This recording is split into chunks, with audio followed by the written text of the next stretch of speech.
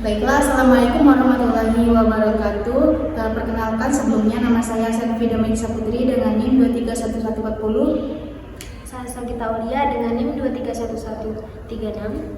Saya Dwi Oktarina dengan NIM 231143. Baiklah, di sini kami akan mempresentasikan hasil analisis faktor pengaruhi minat belajar siswa terhadap mata pelajaran fikih di MA Ilmu Al-Baisuni. Baiklah, langsung saja kita ke metode penelitiannya. Jadi metode penelitian ini menggunakan penelitian campuran atau mixed method, yang dimana pendekatan penelitian ini mengumpulkan, menganalisis, dan mengintegrasikan data kuantitatif dan data kualitatif dalam satu studi atau rangkaian studi dengan tujuan memperoleh pemahaman yang lebih komprehensif terhadap suatu fenomena dibandingkan jika hanya menggunakan satu metode saja.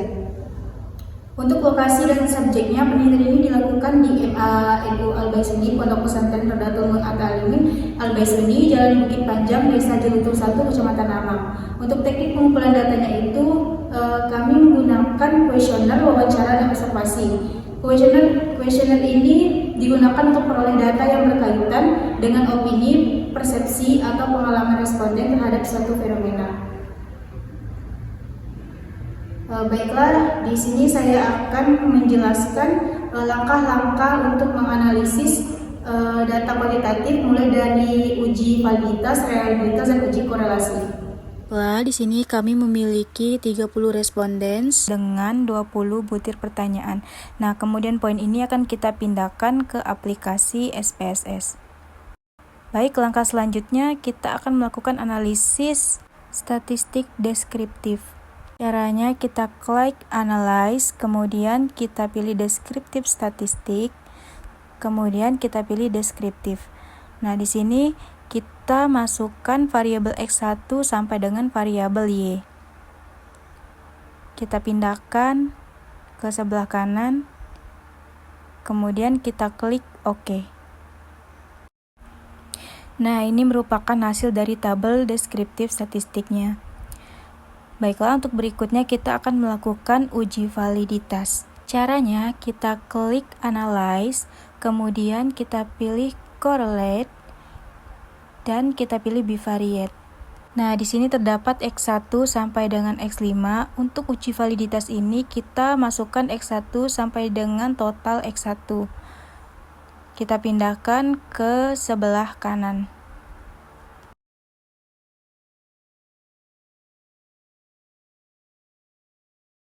Untuk langkah selanjutnya, pastikan person itu tercentang, lalu kita klik OK. Nah, ini merupakan hasil tabel dari uji validitas. Setelah melakukan uji validitas, selanjutnya kita akan melakukan uji reliabilitas. Nah, caranya itu pertama kita klik analyze, kemudian kita cari scale. Setelah itu kita pilih reliability analysis. Nah, di sini kita masukkan X1 sampai dengan X1.5. Untuk totalnya itu tidak usah kita ikut sertakan. Kita pindahkan X1 sampai dengan X5 ke sebelah kanan. Pastikan modelnya itu model alpha. Kemudian untuk statistiknya itu kita centang scale if item delete, dan kita continue, lalu kita klik OK. Nah, ini merupakan tabel hasil dari uji reliabilitasnya. Kemudian langkah selanjutnya yaitu kita akan melakukan uji korelasi. Nah, di sini terdapat X1, X2, X3, dan variabel Y. Jadi kita akan melakukan uji korelasinya satu persatu antara X1 dengan variabel Y. Untuk caranya itu kita klik analyze, kemudian kita cari correlate, dan kita pilih bivariate. Nah, kita masukkan X1 dengan variabel Y. Kemudian kita klik OK. Nah, ini merupakan tabel hasil dari uji korelasi X1 dengan variabel Y. Kemudian kita akan melakukan uji korelasi antara variabel X2 dengan variabel Y. Caranya sama seperti sebelumnya, kita cari correlation, kemudian kita klik bivariate. Kita masukkan X2 dengan variabel Y. kemudian kita klik OK. Nah, ini hasil tabel dari korelasi antara variabel X2 dengan variabel Y. Selanjutnya, pada bagian ini, kami akan menjelaskan temuan kualitatif dari penelitian yang kami lakukan tentang faktor-faktor yang mempengaruhi minat belajar siswa terhadap mata pelajaran fikih di MAN Al-Baisuni. Temuan kualitatif ini kami peroleh untuk melengkapi data kuantitatif sehingga dapat memberikan gambaran yang lebih mendalam mengenai proses pembelajaran fikih di lapangan.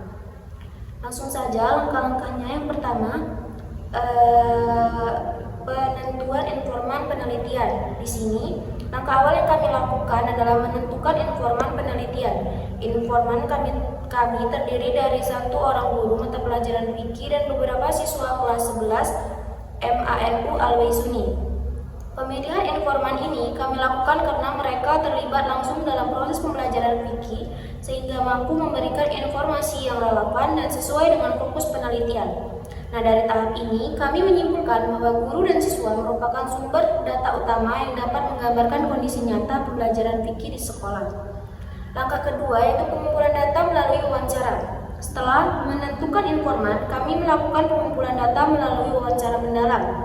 Wawancara dengan guru kami lakukan untuk mengetahui metode mengajar, penggunaan media pembelajaran, strategi menarik minat siswa, kendala yang dihadapi, serta dukungan yang diharapkan dari sekolah. Sementara itu, wawancara dengan siswa kami lakukan untuk menggali materi yang mereka sukai, kendala dalam mendalami pelajaran fikih, serta harapan mereka terhadap guru dalam pembelajaran fikih. Jadi, melalui wawancara ini, kami memperoleh data yang menunjukkan adanya perbedaan persepsi antara metode pembelajaran yang digunakan guru dan kebutuhan belajar siswa. Lanjut, langkah ketiga yaitu transkrip dan pemahaman data. Seluruh hasil wawancara yang telah kami lakukan kemudian kami transkripkan secara tertulis. Data tersebut kami baca berulang kali untuk memahami konteks jawaban informan baik dari guru maupun siswa agar tidak terjadi kesalahan dalam penafsiran data. Nah, pada tahap ini kami menyimpulkan bahwa pemahaman menyeluruh terhadap data sangat penting sebelum dilakukan proses analisis lebih lanjut. Baiklah, selanjutnya langkah 4, pemberian kode dan pengelompokan tema. Setelah memahami data, kami melakukan proses pengkodean terhadap pernyataan-pernyataan penting. Pernyataan tersebut kemudian kami kelompokkan ke dalam beberapa tema utama, seperti pemanfaatan media pembelajaran, metode mengajar guru, respon siswa terhadap pembelajaran, kendala pembelajaran, serta harapan guru dan siswa. Dari pengelompokan tema ini, kami mulai melihat pola yang konsisten antara jawaban guru dan siswa. Selanjutnya, langkah 5, analisis dan penafsiran tema. Tema-tema yang telah terbentuk kemudian kami analisis secara mendalam. Dari wawancara guru, kami menemukan bahwa guru fikih tidak hanya menggunakan buku teks, tetapi juga memanfaatkan media digital seperti YouTube dan TikTok sebagai sumber referensi pembelajaran.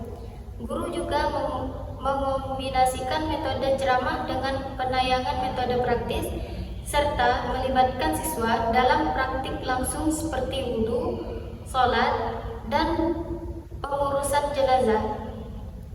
Namun, guru juga menyampaikan bahwa keterbatasan fasilitas sekolah, khususnya InFocus yang jumlahnya terbatas, menjadi kendala dalam mengoptimalkan penggunaan media pembelajaran. Dari sisi siswa, kami menemukan bahwa siswa lebih menyukai materi fikih yang bersifat praktik, seperti wudhu, sholat, haji, jenazah, dan pembahasan haid. Siswa mengaku kesulitan memahami materi ketika penyampaian guru terlalu monoton, kurang praktik, atau penjelasan materi kurang tepat, terutama pada materi yang bersifat teoritis seperti bab mazhab. Jadi, dari hasil analisis tema, kami menyimpulkan bahwa pembelajaran fikih yang bersifat praktik dan menggunakan media visual lebih mampu meningkatkan minat belajar siswa dibandingkan pembelajaran yang hanya fokus pada ceramah. Jadi, berdasarkan keseluruhan temuan kualitatif, kami menemukan bahwa minat belajar siswa terhadap pembelajaran fikih dipengaruhi oleh beberapa faktor utama, yaitu penggunaan media pembelajaran visual, variasi metode mengajar, keterlibatan siswa dalam praktik langsung, serta sikap guru yang ramah dan komunikatif. Temuan ini sejalan dengan pernyataan siswa yang menginginkan pembelajaran fikih yang lebih interaktif dan mudah dipahami. Baiklah, sekian presentasi dari laporan kami. Apabila ada salah kata, kami mohon maaf. Sekian, wassalamualaikum warahmatullahi wabarakatuh.